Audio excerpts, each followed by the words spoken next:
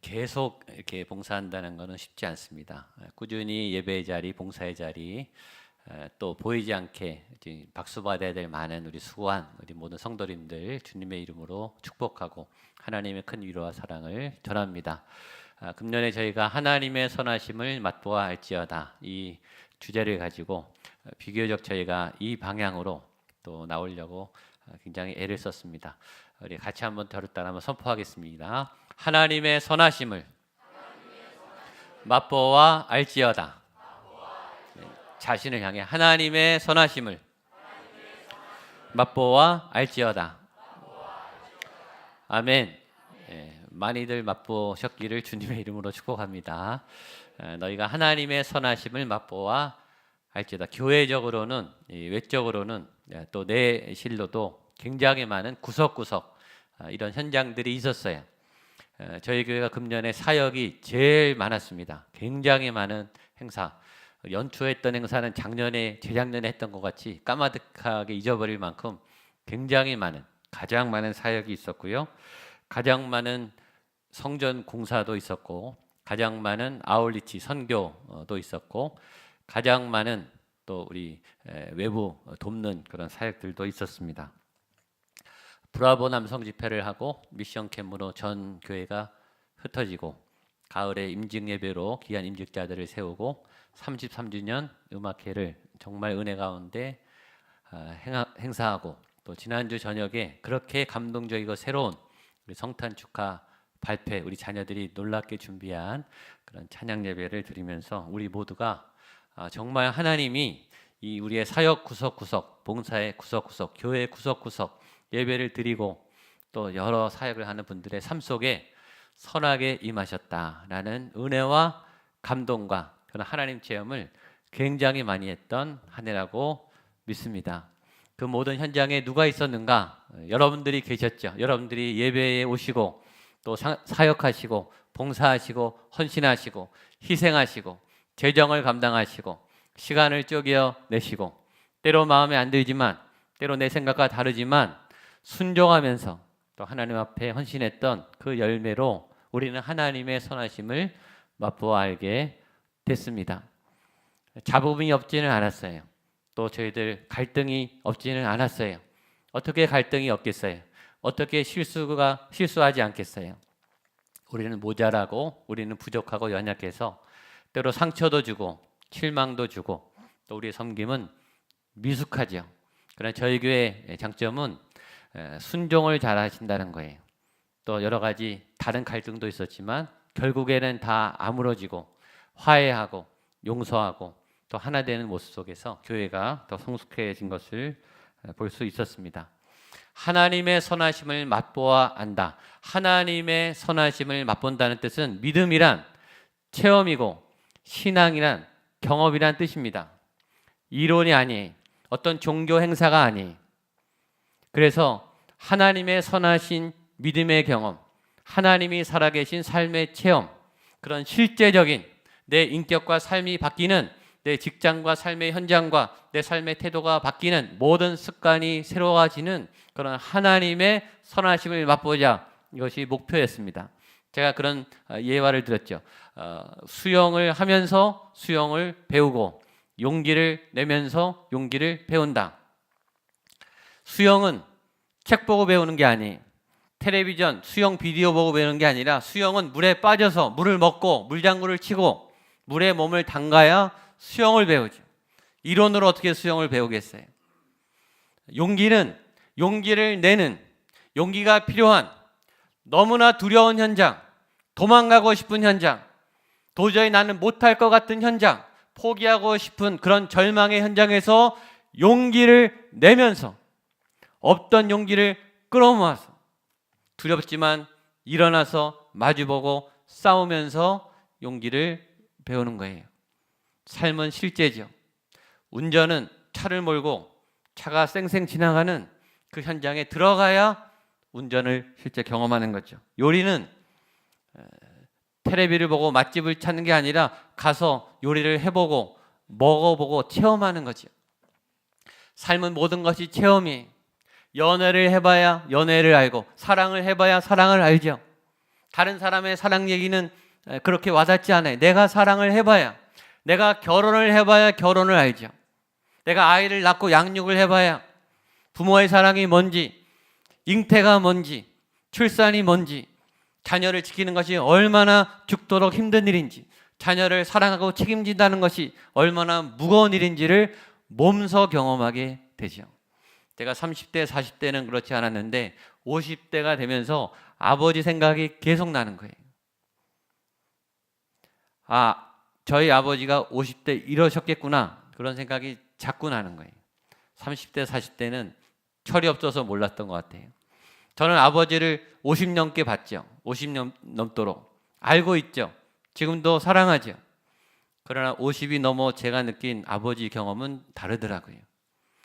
그때야 비로소 아버지의 50대가 이러셨겠구나, 이렇게 힘드셨겠구나, 이렇게 고민이 많으셨겠구나. 제가 60대 아버지들, 70대 아버지를 어떻게 이해하겠어요? 제가 그때 돼봐야 알겠죠. 그거는 교과서에 또 말로 알 수 있는 게 아니죠. 내가 체험을 해보고 경험을 해봐야 되는 거예요. 믿음 역시 그러하다는 거예요. 믿음은 실전이, 믿음은 체험이에요. 믿음은 성경 공부가 아니에요. 믿음은 종교 행사가 아니라 믿음이 없는, 믿어지지 않는, 하나님이 안 보이는, 하나님이 살아계시지 않은 것 같은 현장에서 믿음을 일으켜서 믿고 하나님을 바라고 하나님을 경험하면서 믿음이 생기는 거예요. 그런 믿음의 싸움에 필요한 것이 하나님의 선하심이에요. 우리는 질문해야 돼요. 정말 하나님은 선하신가? 왜 지금 이렇게 이 땅에 어둠이 많은데, 이렇게 미래가 암울한데, 사회가 불의가 가득한데, 부정이 가득한데, 잘못된 힘을 쓰는 사람이 이렇게 많은데, 사람들이 정욕에 방향 없이 질서 없이 살고 있는데, 이렇게 고통받는 사람들이 많은데, 정말 하나님은 선하신가? 내 삶에 하나님은 선하신가? 나는 왜 이렇게 노력해도 되지 않는데, 내 능력은 그렇게 뛰어나지 않은데, 왜 내가 그렇게 기도해도 이 상황은 안 바뀌는데, 도대체 나의 하나님은 나에게 선하신가? 그걸 물어보셔야 돼요. 그래서 선하신 하나님을 경험하셔야 되는 거예요. 그렇게 원망이 가득하고 불평이 가득하고 절망이 가득하다가 어느 날 은혜가 임하고 말씀이 깨달아지고, 하나님이 내가 원하는 것을 안 주신 것도 많지만 내가 구하지 않은 것도 주신 게 많다는 것을 깨달아요. 내가 받은 사랑이 많다는 것을 어느 날 깨달아요. 못한 것만 있는 게 아니라 내가 잘한 것도 있다는 걸 깨달아요. 물론 안 주신 것도 있어요. 주셨는데 모자라고 아쉬운 것도 있어요. 그러나 굉장히 받은 게 많다는 것을 새록새록 깨닫죠. 요구하고 주장하고 하나님께 따지러 나왔다가 주신 은혜에 울컥해서 목이 메이고 눈만 껌뻑껌뻑 하다가 하나님한테 할 말이 없고, 하나님 감사합니다, 그렇게 바뀌는 것이 하나님의 선하신 경험이죠. 하나님이 오르시고 하나님의 말이 맞고, 욥처럼 출애굽한 이스라엘이 열장, 또 우리 홍해가 갈라지면서 굉장히 많은 하나님의 임재를 경험했지만, 시내산 앞에 하나님을 정면에서 만난, 하나님이 그 산에 임하는 그런 현장을 저희가 송구영시 때 봤는데요. 한번 보겠습니다. 출애굽기 19장 16절 18절입니다. 시작. 셋째 날 아침에 우레와 번개와 빽빽한 구름이 산 위에 있고 나팔 소리가 매우 크게 들리니 모든 백성이 다 떨더라. 모세가 하나님을 백성을 거느리고 나오매 그들이 산 기슭에 서 있는데 시내산에 연기가 자욱하니 여호와께서 불 가운데 서서 강림하심이라. 그 연기가 옹기 감아 연기 끝이 떠오르고 온 산이 크게 진동하며, 하나님을 실제 만난 경험. 이스라엘 사람이 멀리서 구경하다가 이제 자기 코앞에 시내산에 왔을 때 그 시내산에 임하신 진짜 하나님, 전능하신 하나님을 봤을 때의 반응이에요. 하나님의 임재가 나타났을 때 제일 먼저 반응은 우레와 번개와 나팔 소리가 들렸다고 그랬어요. 요한계시록처럼. 그리고 산이 진동했어요. 산이 흔들렸어요. 산보다 크신 분이 산이 감당하지 못할 분이 오니까 산이 흔들리죠. 당연하지. 하나님이 크신데. 그 광경을 본 이스라엘 사람들은 성경 있죠? 모든 백성이 다 떨더라. 왜 떨었을까요? 거대한 힘을 느꼈기 때문에, 거대한 존재가 온몸으로 뼛속까지 느껴질 때 우리는 떨려요. 그리고 생명의 위협을 받죠. 죽는 거 아닌가? 굉장히 두려운 거예요. 하나님 경험은 두려운 거예요. 왜냐하면 그분이 선하시기 때문에, 그분이 공의로우시기 때문에 주장하러 갔다가 요구하러 갔다가 내 안에 죄가 다 올라오는 거예요. 내가 용서받을 수 있을까? 내 숨은 죄가 이게 지나갈 수 있을까? 못 지나가죠. 다 들켜요. 그러면 존재적인 위협을 느끼는 거예요. 내가 살아남을 수 있겠나? 저 거대한 힘으로 한번 후려치면 그냥 죽잖아요. 그 어마어마한 힘을 느끼면서 벌벌벌 떨었어요. 하나님의 진리, 하나님의 임재, 하나님의 선하심 앞에 모든 인간은 다 떨게 돼 있어요. 그것이 하나님을 진짜 만난 사람들의 경험이에요. 그러면서 죄가 토해지는 거죠. 어둠이 사라지는 거예요. 상처가 치료되는 거예요. 그게 예배 경험이에요. 그게 선하신 하나님의 경험이에요. 하나님의 선하심이 들어와서 내 안에 악함과 더러움과 부정과 아픔이 떠나가는 것, 그런 역사가 이곳에 나타나게 되기를 축복합니다. 제가 여러 번 얘기했죠. 우리의 더러움이, 내가 죄인인데 한 주간 동안 죄를 졌는데 이곳에 오면 이 성전이 더러워지는가? 하나님이 더러워지는가? 하나님이 모욕을 받으시는가? 어림도 없어요. 하나님이 약하면 더럽혀지겠지만 우리의 죄가 센가? 하나님의 선하심이 강한가? 하나님의 거룩이 훨씬 강해요. 여기 오면 죄가 다 들어가는 거예요. 하나님의 온전하심은 변함이 없어요. 하나님은 꿈쩍도 안 해요, 여러분. 죄인인 우리만 부끄러운 거예요. 그래서 찬양하다가, 기도하다가, 예배하다가 그 선하심을 맛보고 내 안에 선하심이 역사하니까 내 안에 이게 더러운 게 막 밀려나가는 거예요. 죄가 막 다 들어가는 거예요. 그게 예배, 그게 하나님의 선하심이에요. 금년 안에 우리가 하나님의 선하심을 맛보아할지어다 라고 주일날 누가복음 말씀과 여호수아 말씀 계속 보고 있죠. 큰 두 말씀, 신약과 구약의 말씀을 보고 따라왔어요. 그래서 오늘은 복습하는 날이니까 누가복음에서 한 부분, 여호수아에서 한 부분으로 말씀을 정리하기 원합니다. 누가복음은 24장입니다.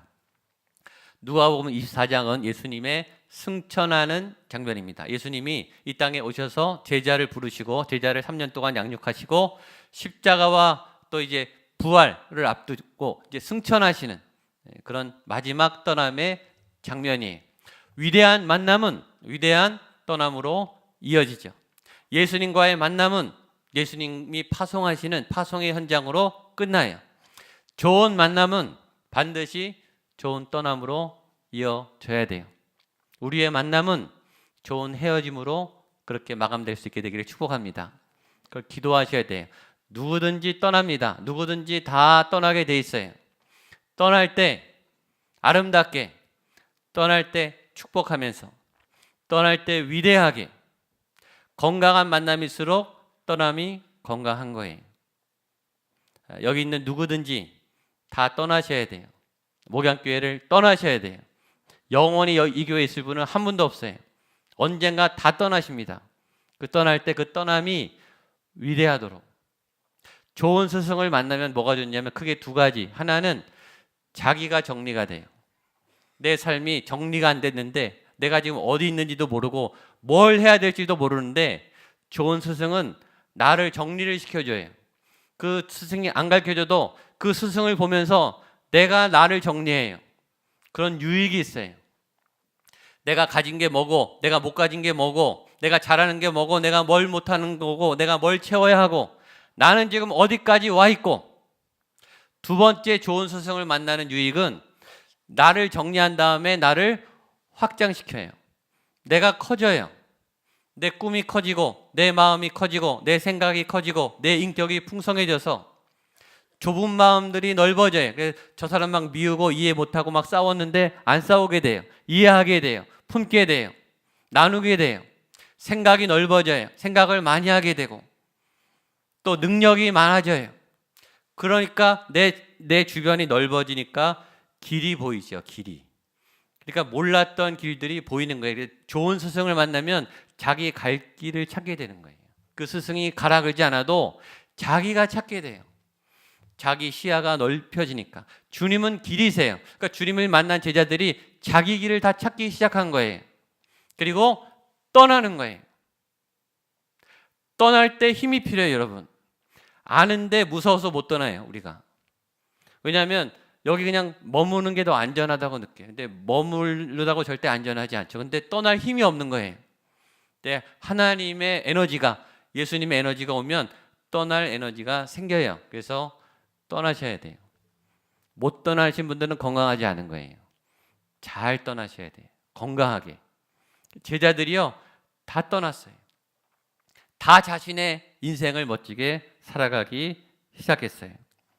그 떠남의 순간에 예수님이 승천하시면서 예수님이 육신으로 이제 같이 있을 수 없으니까 제자들이 계속 하나님의 선하심을 맛보아 알도록 두 가지 선물을 주십니다. 첫 번째 선물은 말씀이에요. 말씀의 능력이에요. 우리 누가복음 24장 44절 45절입니다. 시작. 또 이르시되 내가 너희와 함께 있을 때 너희에게 말한 바 곧 모세 율법과 선지자의 시편의 날을 가리켜 기록된 모든 것이 이루어져야 하리라 한 말이 이것이라 하시고 이에 그들의 마음을 열어 성경을 깨닫게 하시고, 예수님은 육적으로 옆에 안 계시지만 계속 예수님의 선하심을 맛보아 알도록 예수님은 말씀의 은사를 주셨어요. 말씀의 복을 허락하셨어요. 이 동일한 은혜가 여러분에게 넘치기를 축복합니다. 성경을 깨닫게 하는 말씀의 은사는 세 가지로 했죠. 첫 번째는 통찰의 은사, 깨달음의 은사. 말씀을 열면 하나님의 말씀이 들리는 거예요. 근데 아무에게나 들리나 그러지 않고 성경은 말합니다. 그들의 마음을 열어. 이게 중요해요.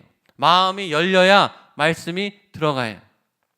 하나님 앞에 마음을 안 열면 성경을 아무리 읽고 예배를 아무리 들어도 말씀이 나를 이끌지 못해요. 하나님께 마음을 열고 예배하시기를 축복합니다. 절대 하나님께 양보 안 하고 내 생각을 그대로 밀어붙이고 하나님이 뭘 시키든 나는 내 것을 주장하는 마음이 닫힌 분에게는 은혜가 없어요. 2018년 얼마나 새로운 새해예요. 새해면은 2018년에 맞는 하나님의 인도하심을 받아야 되는데 내 옛 믿음, 옛 스타일, 마음을 안 열어요. 은혜가 없어요. 마음을 여셔야 새 말씀이 임하고 마음을 여셔야 새로운 은혜가 임합니다. 마음을 열어 말씀을 깨닫는 은혜가 있게 되기를 축복합니다. 두 번째 은사는 가르치는 은사라 그랬어요. 성경을 전달하는, 말씀을 말하는, 나를 통해 생명이 흘러가는 생명의 양식이 부어진. 여러분, 내가 말씀으로 은혜 받는 것도 좋은데요, 내가 누구에게 말씀을 했는데 그 사람이 말씀 앞에 무릎 꿇을 때 더 힘이 납니다. 그런 거 경험해 보셨어요? 경험해 보셔야 돼요. 내가 어느 분에게 말씀을 읽어드렸는데 그분이 그 말씀을 듣고 막 꼬꾸라져요. 막 은혜를 받아요. 내가 전한 말씀을 듣고. 내가 한 게 아니죠. 나를 통해 하나님이 그분의 마음을 움직인 거죠. 그게 얼마나 희열이 있는지 아세요? 말씀을 전달하는 힘, 말씀을 나눌 수 있는 은사. 세 번째는 실천의 은사, 적용의 은사. 말씀대로 살아내는, 말씀의 현장에서 말씀이 승리한 것을 경험하는 그런 말씀의 능력을 주셨습니다. 두 번째 선물은 성령님을 보내주셨습니다. 사도행전 1장 4절 5절입니다. 시작. 사도와 함께 모이사 그들에게 분부하여 이르시되 예루살렘을 떠나지 말고 내게서 들은 바 아버지께서 약속하신 것을 기다리라. 요한은 물로 세례를 베풀었으나 너희는 몇 날이 못되어 성령으로 세례를 받으리라 하셨느니라. 예수님이 또 하나의 선물, 성령을 받아야 된다. 성령을 기다려라. 성령 세례를 받아야 된다. 그리고 조건은 예루살렘을 떠나지 말아라. 그 다음에 불이 임한 다음에는 성령이 임하여 땅끝까지. 언제는 예루살렘을 떠나야 돼요. 나중에는. 그러나 언제는 떠나시면 안 돼요. 어떤 때는 자리를 지키셔야 되고 어떤 때는 은혜 받고 떠나셔야 되고, 예루살렘을 떠나지 말아야 될 이유는 은혜를 받고 성령을 받고 훈련을 받고 에너지를 충전하고 그 다음에는 떠나는 거죠. 성령의 은혜. 그 성령님이 어떤 은혜를 주시는가? 요한복음 14장 26절입니다. 시작. 보혜사 곧 아버지께서 내 이름으로 보내실 성령, 그가 너희에게 모든 것을 말한 모든 것을 생각나게 하시리라. 아멘. 성령님이 생각을 통해서 우리를 가르쳐 주시고, 이 사람을 만나라, 이런 말을 해라, 이런 선택을 해라, 이런 마음을 품어라 라는 하나님의 마음을 부어주시고 우리가 배웠던 것을 생각나게 하시는 거죠. 말씀과 성령, 예수님이 주신 이 선물이 여러분이 계속 하나님의 선하심을 맛보아하는 여러분의 통로가 되기를 축복합니다. 그런 하나님의 선하심을 맛보고 여호수아예요. 여호수아에게 하나님이 당부하십니다. 여호수아 1장 6절, 7절, 9절입니다. 잘 아시는 말씀이죠. 읽겠습니다. 시작. 강하고 담대하라. 너는 내가 그들의 맹세하여 그들에게 주리라 한 땅을 이 백성에게 차지하게 하리라. 오직 강하고 극히 담대하여 나의 종 모세가 내게 명령한 그 율법을 다 지켜 행하고 우로나 좌로나 치우치지 말라. 그리하면 어디로 가든지 형통하리니. 9절. 내가 내게 명령한 것이 아니냐. 강하고 담대하라. 두려워하지 말며 놀라지 말라. 내가 어디로 가든지 내 하나님 여호와가 너와 함께 하느니라 하시니라. 아멘. 한 번 더 따라하시죠. 강하고 담대하라. 자신을 향해 내 영혼아 강하고 담대하라. 옆에 분에게 강하고 담대하십시오. 아멘. 여러분, 하나님은 은혜를 주시고 하나님은 말씀과 성령을 부어주셔요. 하나님은 하나님의 일을 하시면 우리는 가만히 있는가? 아니에요. 우리는 그걸 담아야 돼요. 그리고 그걸 가지고 현장에 나가야 돼요. 그게 우리의 몫이에요. 그건 하나님이 해주는 게 아니라 그건 우리가 해야 되는 거예요. 그래서 강하고 담대해야 되는 것은 우리 몫이에요. 하나님은 하나님의 은혜를 주세요. 그러면 그 은혜를 가지고 현장에 나가서 적군과 싸워야 돼. 그건 저와 여러분의 몫이에요. 그건 하나님이 해주는 게 아니에요. 하나님은 하나님의 몫을 하셨고 우리는 우리 몫을 해야 되는데 두렵죠. 여호수아가 무서웠어요. 하나님이 계신 것도 알고 하나님이 얼마나 강하신 것도 알고 그 하나님이 나에게 힘을 주셨다는 것도 아는데 벌벌벌 떠는 거예요. 믿음은 그런 거예요. 안 떨리는가? 떨려요. 저는 제가 어렸을 때 저희 아버지는 안 무서운 줄 알았어요. 무서워할 게 없으신 줄 알았어요. 아버지가 돼봤더니 무섭더라고요. 담임 선생님은 하나도 안 무서워하는 줄 알았어요. 무서운 게 없는 줄 알았어요. 선생님들도 떠시더라고요. 다 무섭죠. 2018년이 두렵습니다. 저는 이 한국의 이 국제 정세랑 이 상황이 굉장히 안 좋죠. 목회 현장, 교회 현장은 더 힘듭니다. 지금 굉장히 목회하기 어려운 현장입니다. 두려워요. 다 두렵죠. 믿음이 없어서가 아니에요. 하나님이 계신 것도 알고 하나님이 도와주실 것도 알고 하나님이 행하시면 감당할 수 있을 거라는 것도 아는데 우리의 영혼은 떨리는 거예요.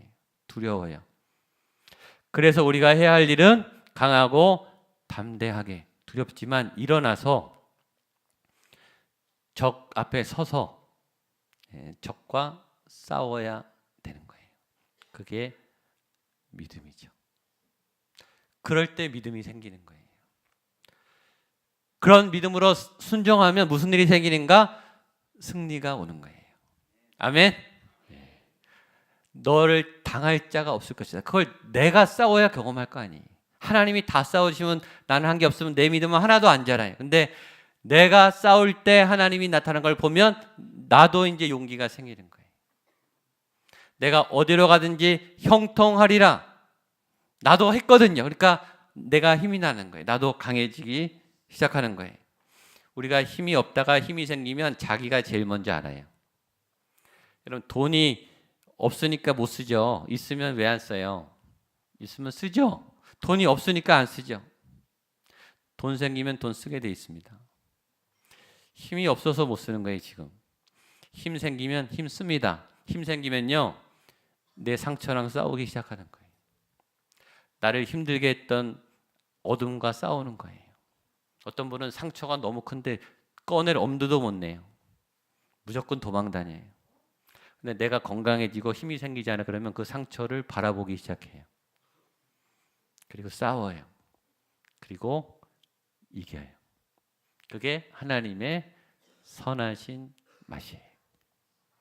그러기 위해서 저와 여러분은, 하나님은 말씀과 성령을 보내주시고 저와 여러분은 강하고 담대하게 용기를 내서 일어나서 싸우셔야 돼요. 그런 은혜가 있게 되기를 바랍니다. 우리 마지막 한 번 더 시편 34절 8편입니다. 시작.